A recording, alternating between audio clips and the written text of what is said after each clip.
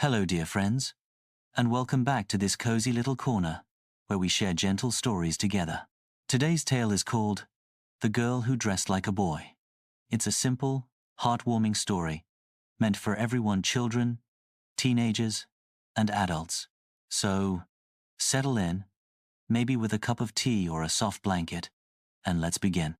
In a small, peaceful village surrounded by tall trees and golden fields of wheat, there lived a young girl named Mira.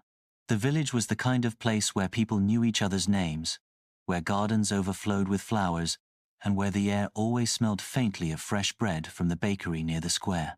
Mira was cheerful and full of life, but she was also a little different from the other girls in her village. While many of her friends liked wearing long dresses with ribbons, Mira often found herself slipping into her brother's old shirts and trousers. They were comfortable, easy to move in, and somehow they made her feel free, like she could run across the meadows without tripping or climb the orchard trees without worry. At first, the other children would tilt their heads curiously. "Why are you dressed like that, Mira?" they would ask. But Mira would just smile softly and say, "Because I like it this way." Her grandmother, who lived in a tiny cottage at the edge of the woods, always defended her. "Clothes don't change who you are," she would remind the villagers kindly. "What matters most is a heart that shines with kindness." And so, Mira continued to wear what made her happiest, not knowing yet that her simple choice would lead her to a gentle but surprising adventure. The next morning, the sun peeked over the hills, painting the sky in shades of peach and lavender. Birds sang cheerfully from the rooftops as Mira slipped into her favorite outfit: a loose shirt, sturdy trousers, and a cap that made her look a little like her brother. She tied her shoes quickly, eager to greet the day. She had promised her grandmother that she would bring fresh milk from the farmer's cowshed. As she walked along the winding path, she noticed how quiet and beautiful everything was: the gentle rustle of leaves, the soft murmur of the brook nearby, and the sweet smell of wildflowers that grew along the road.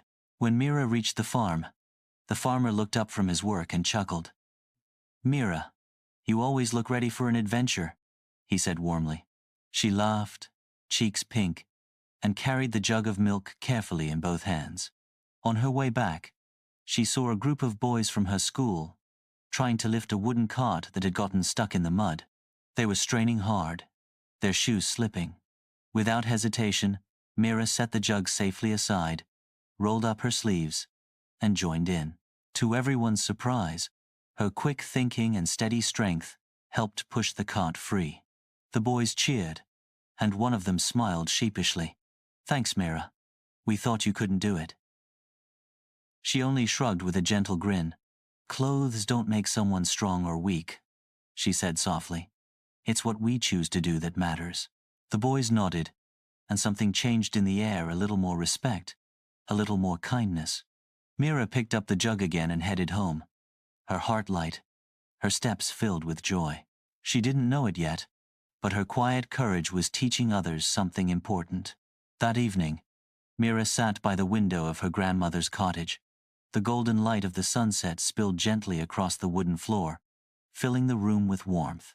She set down the jug of milk and leaned against the window frame, listening to the soft hum of crickets outside. Her grandmother, a kind woman with gentle eyes, handed Mira a cup of warm tea. "You know, child," she said softly, "today you showed everyone something important." Mira tilted her head, curious. "What do you mean, Grandma?"